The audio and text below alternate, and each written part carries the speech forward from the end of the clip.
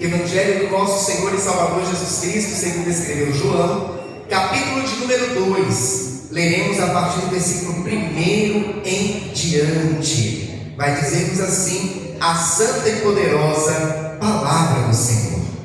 E ao terceiro dia fizeram-se umas bodas em Caná da Galileia, e estava ali a mãe de Jesus, e foram também convidados Jesus e os seus discípulos para as bodas.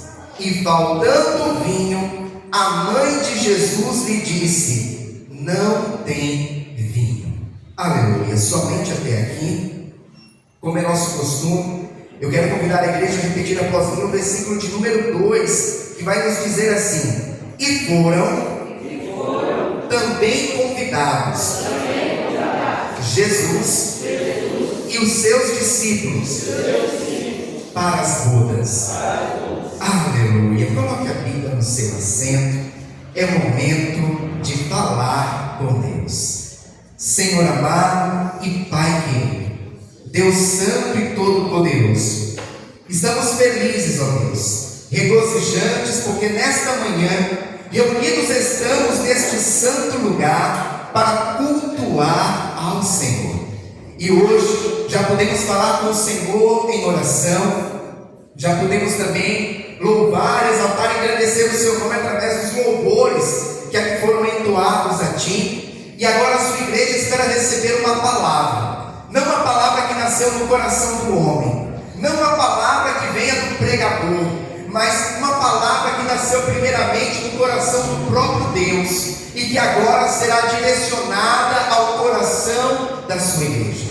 Por essa razão, ó Pai, nós lhe pedimos que o Senhor venha nesse momento abrir os nossos ouvidos espirituais, abrir, ó Pai, o nosso entendimento, para que nós possamos não apenas ouvir, mas entender a mensagem que o Senhor tem preparado a cada um de nós, e que esta palavra seja como alimento para a nossa alma, combustível para a nossa fé, e como uma bússola que vai nos apontar o norte, vai nos mostrar, ó Pai, o caminho da sua vontade, que é boa, perfeita e agradável.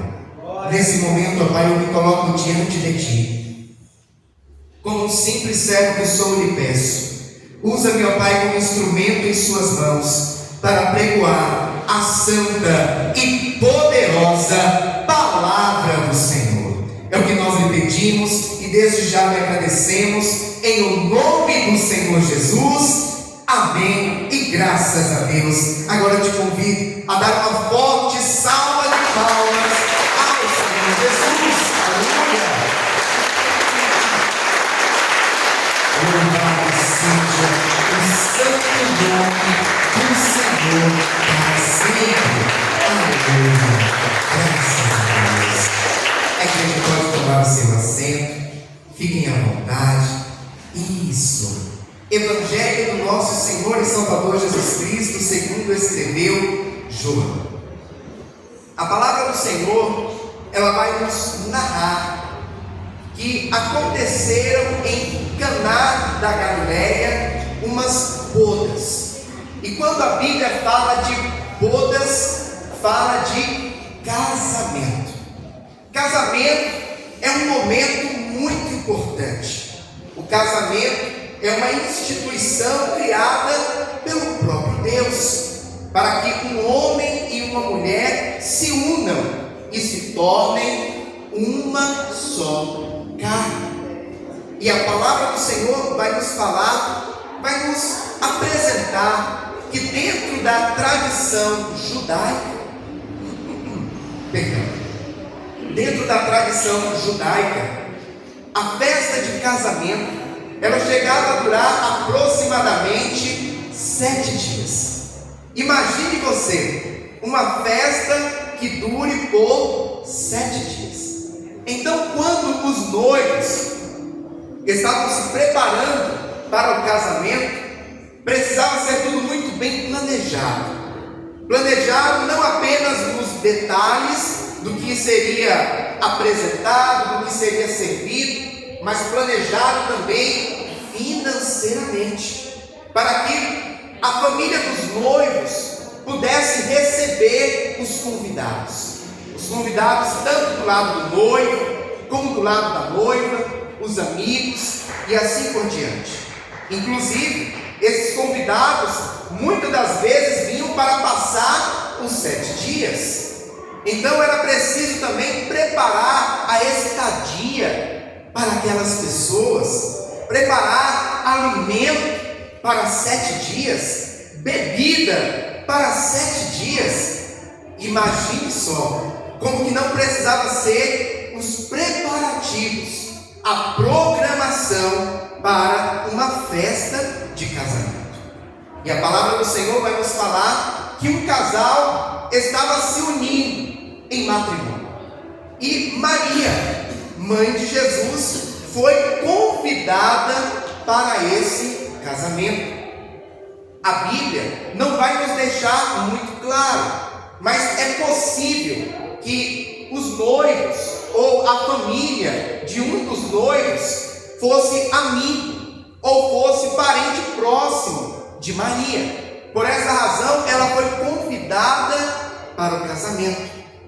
E juntamente com Maria, a palavra do Senhor vai nos contar que Jesus e os seus discípulos também foram convidados para esse casamento. Ah, meu irmão e minha irmã, aqueles noivos fizeram a melhor escolha. Pastor, qual a escolha? A escolha de convidar Jesus para o casamento. Eu abro aqui um parênteses para já te dizer algo muito importante. Nunca deixe de convidar Jesus para os momentos da tua vida, momentos de alegria, momentos de regozijo, também momentos de lutas, momentos de adversidade. Nós precisamos ter Jesus sempre por perto, não pelo que Ele pode fazer, mas porque o amamos, porque o queremos cada vez mais próximo de nós, queremos ser cada vez mais íntimos dele. A palavra do Senhor vai nos contar que aquele casal convidou Jesus e os seus discípulos para o seu casamento. No entanto, a palavra do Senhor também vai nos contar que em meio àquele casamento, a Bíblia não vai nos deixar claro se foi no primeiro, no segundo, no terceiro dia, no quinto, mas o certo é que em um determinado momento daquela festa de casamento, o vinho acabou. Na Bíblia Sagrada, vinho é sinônimo de alegria. Vinho também fala da presença do Espírito Santo. E mais à frente, no Novo Testamento, nós vamos ver que o vinho também vai falar do sangue de Cristo Jesus. Enfim, o vinho dentro da Bíblia Sagrada tem uma simbologia muito forte. Ali no casamento, mais especificamente dentro daquela tradição, o vinho representava a alegria. Não poderia faltar vinho em um casamento. Desde o primeiro até o último dia de festa, precisava ter vinho, para que os convidados pudessem beber daquele vinho. Lembrando que o vinho daquela época era diferente do vinho de hoje em dia. Era feito de uma forma diferente, de uma fermentação natural. Enfim, a palavra do Senhor vai nos contar que o vinho acabou naquele lugar. Diante dessa situação, Maria, que como acabamos de dizer aqui, certamente era próxima dos noivos ou da família dos noivos, ficou sabendo dessa informação. Certamente Maria ficou sabendo dessa informação de uma forma particular. Alguém chamou ela de canto e falou: Maria, acabou o vinho. provavelmente dizendo, inclusive nessa entonação de preocupação: acabou o vinho, e agora? O que vamos fazer? E a palavra do Senhor nos fala que Maria, tomando ciência da necessidade que se apresentava naquele lugar, ela recorre àquele que pode todas as coisas, aquele que tem todo o poder nos céus e na terra. E ela vai até Jesus e diz: acabou o vinho.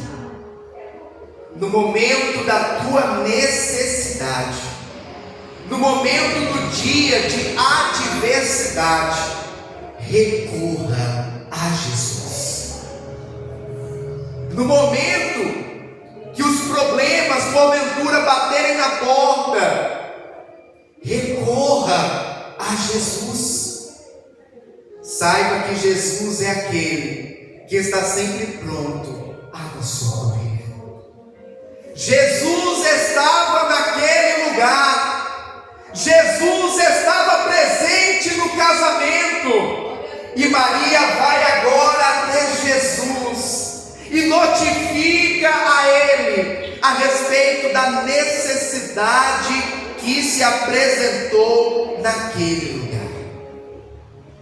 É possível que os noivos talvez não estivessem em condições, naquele momento, de comprar mais vinho. Porque se fosse uma questão de dinheiro, que o vinho tivesse acabado, mas eles tivessem dinheiro para poder comprar, certamente eles direcionariam um dos empregados, um daqueles que estavam ali ajudando na festividade, no casamento, para ir comprar mais vinho. No entanto, é possível que os noivos não tivessem como naquele momento comprar mais vinho. E aí, certamente bateu o questionamento: o que fazer agora? O vinho acabou. A programação que nós fizemos, pensando que o vinho que nós compramos duraria para toda a festa, não foi o suficiente. E agora, o que fazer em meio a essa necessidade? Quantas das vezes não já passamos por algumas situações assim, de achar que às vezes o salário do mês seria o suficiente para pagar todas as contas, mas aí surgiu um imprevisto, algo aconteceu no meio do mês, um gasto inesperado, e no final das contas não foi o suficiente. Isso se aplica não apenas a essa questão, mas em tantos outros exemplos que podemos dar aqui. O fato é que o vinho acabou naquela festa. Sem vinho não teria alegria. Sem vinho os noivos poderiam ficar mal falados.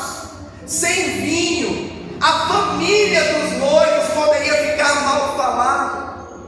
E você ficou sabendo que no casamento de fulana e de ciclana acabou o vinho?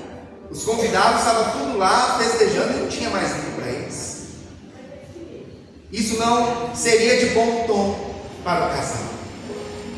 No entanto, Maria recebe a informação e direciona aquele que pode todas as coisas. Ah, meu irmão e minha irmã, direcione para Jesus, vá até Jesus, recorra a Jesus no momento da tua necessidade.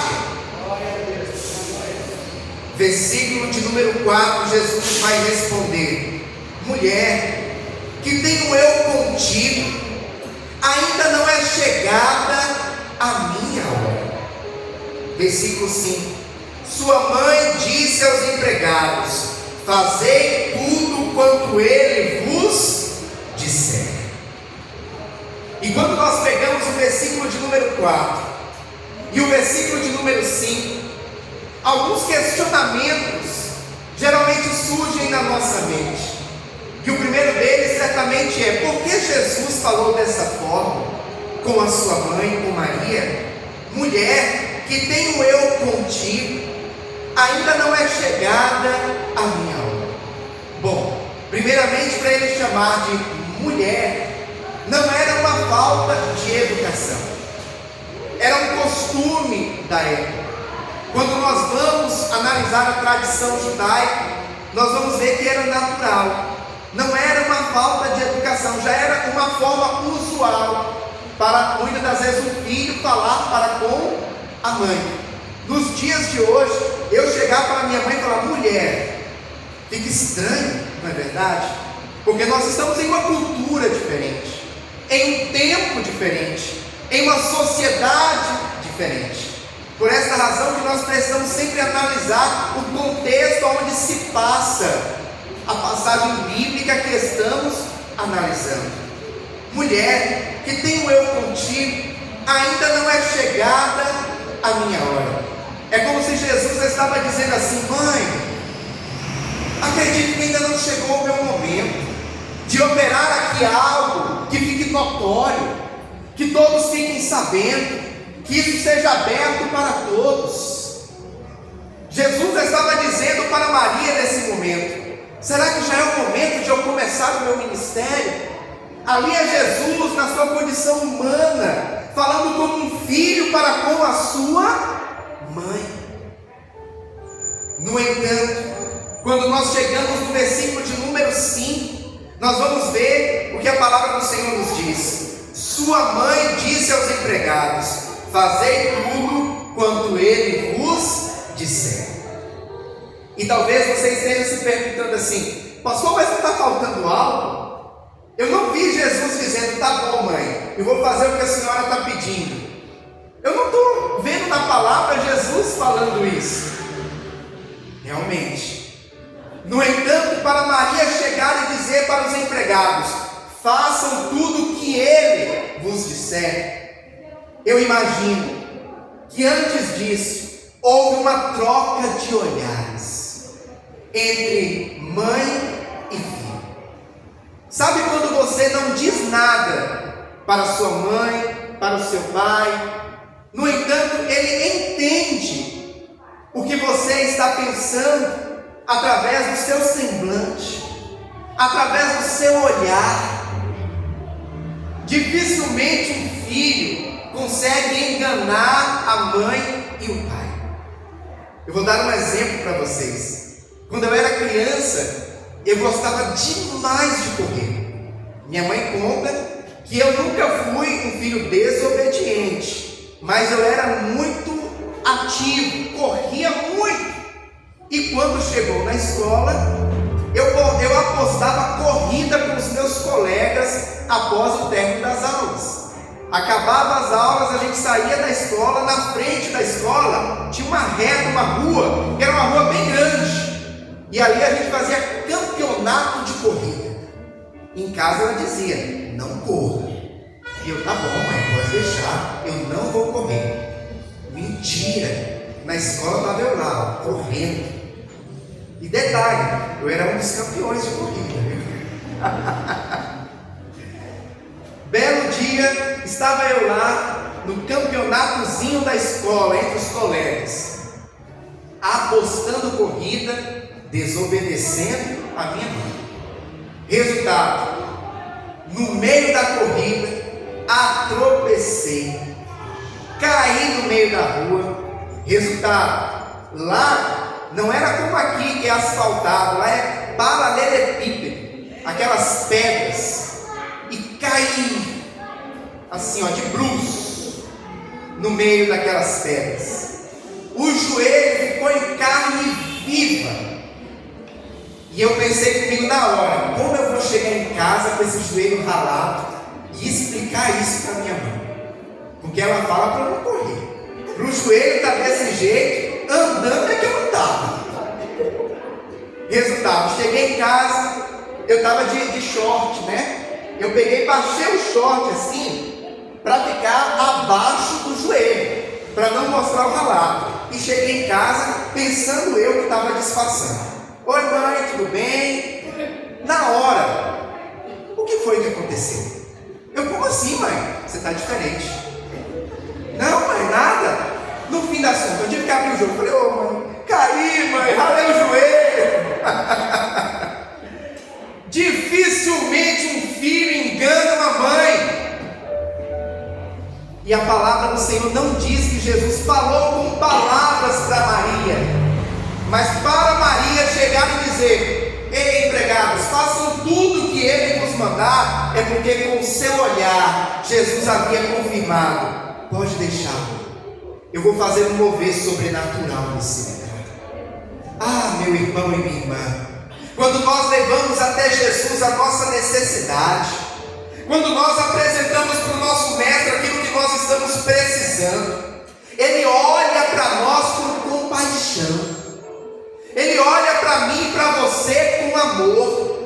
Quando você leva até Jesus a tua necessidade, a necessidade da tua casa, a necessidade da tua família, Jesus jamais vai olhar para mim e para você com desdém. Jesus jamais vai olhar para mim e para você ignorando aquilo que nós estamos apresentando, mas ele olha com um olhar de compaixão. E eu imagino que foi esse olhar que Jesus teve naquela situação.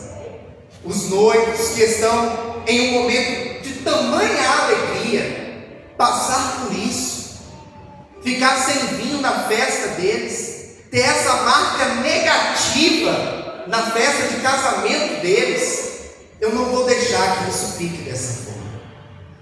Ah, meu irmão e minha irmã, Jesus é aquele que nos ama. Jesus é aquele que cuida de nós e está sempre pronto a nos socorrer. Está sempre pronto a nos ajudar em meio às nossas necessidades. Pois bem, e a palavra do Senhor vai nos dizer, no versículo de número 6, que estavam ali postas 6 talhas de pedra para as purificações dos judeus, e em cada uma cabiam 2 ou 3 metretas. Eram como se fossem uma espécie de medida para aquela época, as metretas. Disse-lhes Jesus: enchei de água essas talhas, e encheram-nas até em cima. Eu abro aqui um parênteses para nós analisarmos algo importante dentro desses versículos que nós acabamos de ler. O que havia acabado naquela festa era vinho.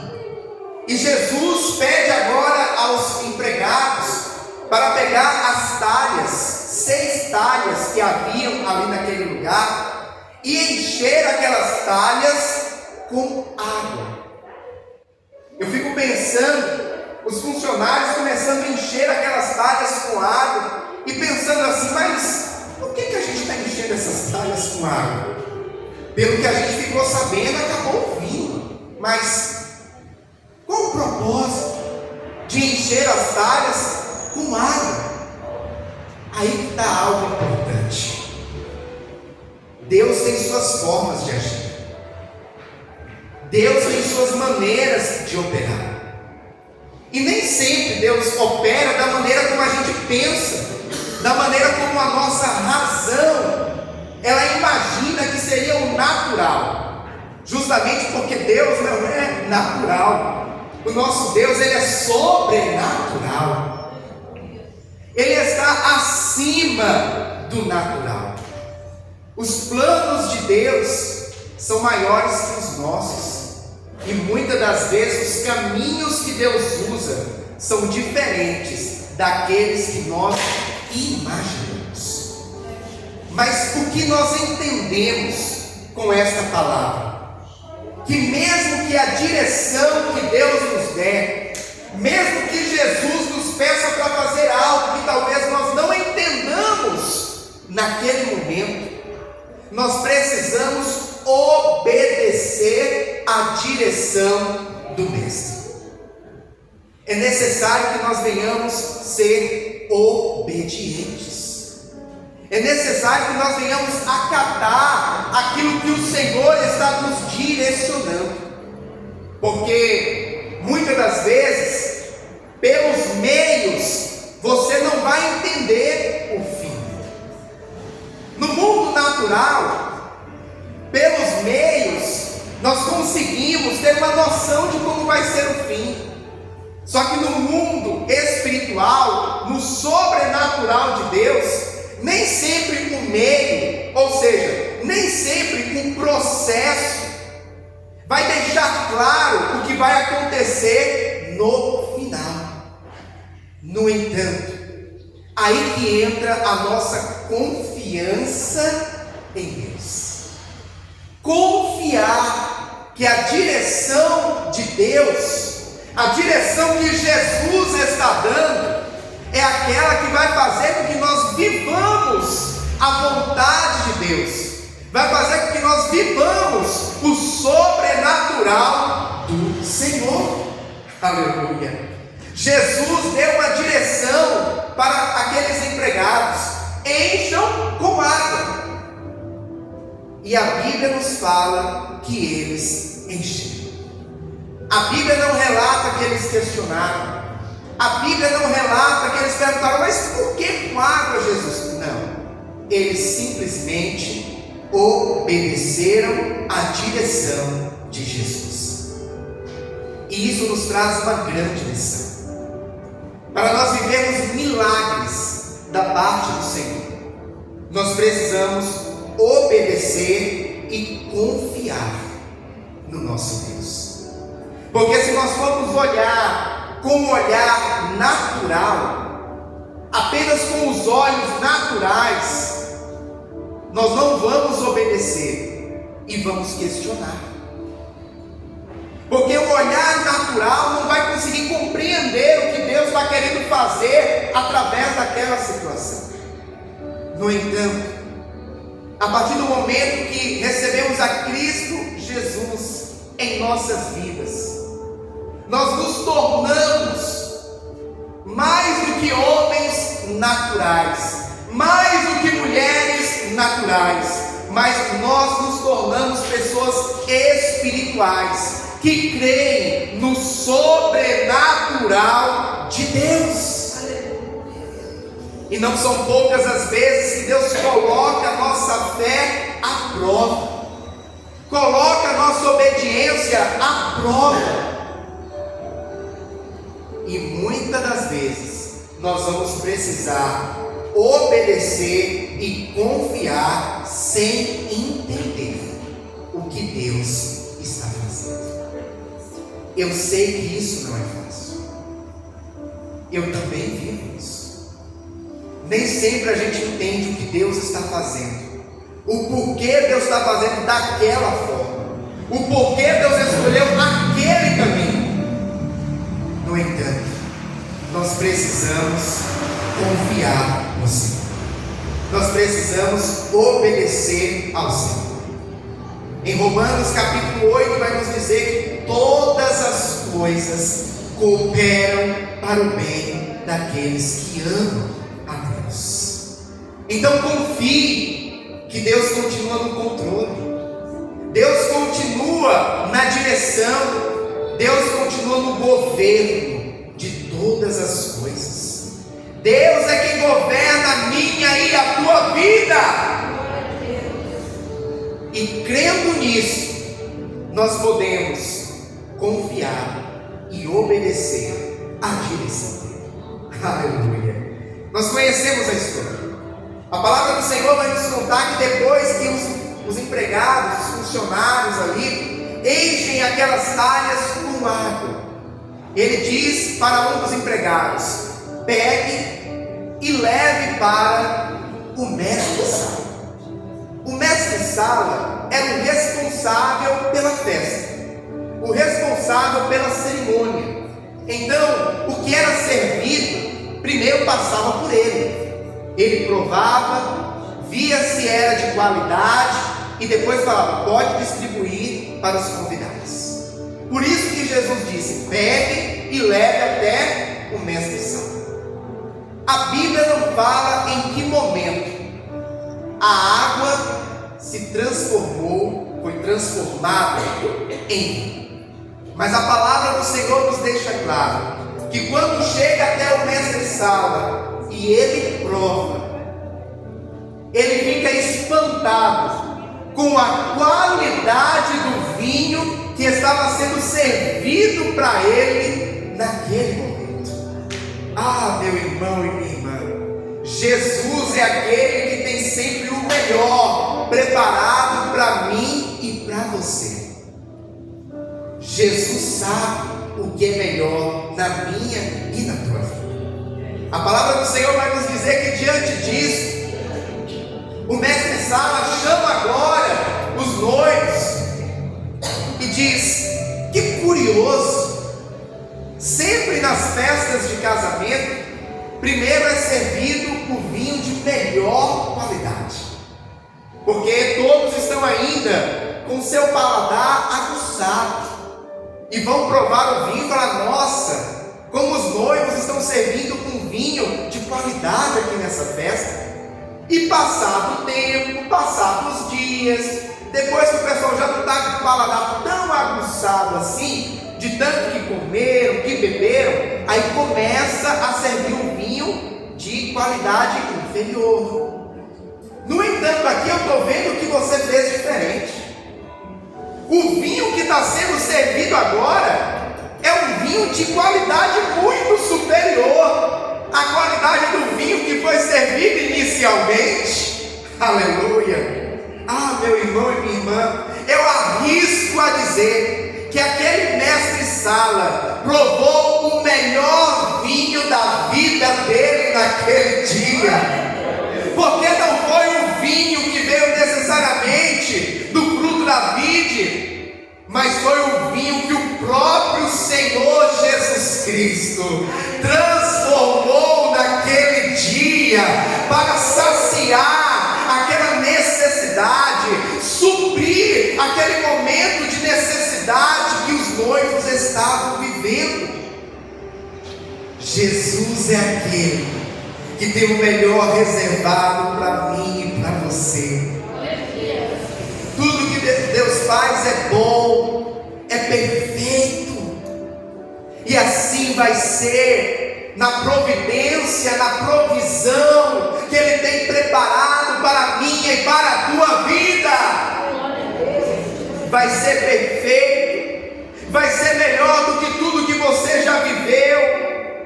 O segundo tempo vai ser melhor que o primeiro. Ah, meu irmão e minha irmã, eu não sei hoje qual que é a tua necessidade. Eu não sei hoje o que muitas das vezes tem faltado para você, na tua casa, na tua família. Naquele dia, para aquele casal, era o vinho que eles precisavam oferecer para os convidados. Talvez, no teu caso, seja recursos para poder dar uma vida de mais qualidade para a tua família, para poder dar uma vida mais confortável para os teus. Talvez não seja recursos, mas talvez seja saúde. Pastor, graças a Deus não me falta nada em casa, porém falta saúde. Pastor, não me falta nada em casa, porém falta paz. Pastor, o que falta é alegria. Eu não sei o que tem talvez faltado na tua vida ou no meio da tua família, mas eu quero te dizer nesta manhã que aquele que tem o poder para transformar situações está neste lugar. O culto ao qual você está participando nesta manhã, Jesus está presente nele, aleluia. E assim como Jesus estava presente naquela festa de casamento e transformou água em vinho para suprir a necessidade dos noivos, Jesus é aquele que está presente neste culto e pode transformar essa situação que você está está vivendo, seja ela na tua vida financeira, seja ela na tua saúde, seja ela na tua vida sentimental, seja ela na tua vida espiritual. O Senhor é aquele que é especialista em transformar situações, e não apenas situações, pessoas também. Eu, você, somos um exemplo da transformação. Eu tenho certeza que se eu desse a oportunidade aqui para os irmãos testemunharem da sua vida antes de conhecer a Cristo, muitos aqui ficariam de boca aberta com o que Jesus fez, com a transformação que Ele operou na tua vida, na minha vida. Jesus é aquele que transforma ladrão, Jesus é aquele que transforma assassino, Jesus é aquele que transforma mentiroso, Jesus é aquele que transforma idólatra, Jesus é aquele que transforma pessoas que, dentro do nosso olhar humano, são pessoas da pior espécie, em servos bons e fiéis. Pessoas que tiveram a sua vida totalmente transformada para viver um novo tempo, uma nova história e para ser salvos por Cristo Jesus. Assim aconteceu com Saulo, que era um perseguidor do Evangelho. Mandava prender, mandava torturar e foi responsável pela morte, inclusive, de muitos cristãos. No entanto, quando aquele homem teve um encontro com Cristo na estrada indo para Damasco, aquele homem teve a sua vida transformada. Jesus ainda transforma pessoas. Jesus ainda transforma coração de pedra em coração de carne. Então não deixe de orar por aquele teu ente querido. Não deixe de orar pelo marido. Não deixe de orar pela esposa. Não deixe de orar pelos filhos. Pastor, é porque o senhor não conhece o meu marido. Eu posso até não conhecer ele, mas Jesus conhece ele. E quando ele tiver um encontro com Jesus, pastor, o senhor não sabe como é a minha esposa. Baixinha, pequenininha, mas é brava. Às vezes até pega um cabo de vassoura querendo me bater em casa. Jesus conhece ela. E quando ela tiver um encontro com Jesus, ela vai ter a vida transformada. Pastor, o que o senhor tem contra as mulheres baixinhas? Não tenho nada contra. Estou apenas fazendo aqui um exemplo, tá bom? As irmãs que são baixinhas aí, não se sintam ofendidas, por favor. Jesus transforma pessoas. Jesus transforma situações. Jesus tem todo o poder para transformar isso que você está vivendo hoje. Creia nesta palavra. O Senhor me trouxe aqui nesta manhã para te dizer isso, que Ele pode transformar essa situação, que Ele pode mudar esse cenário, Ele pode mudar a tua história, em nome de Jesus. Amém, amados? Eu te convido a dar uma forte salva de palmas ao Senhor Jesus.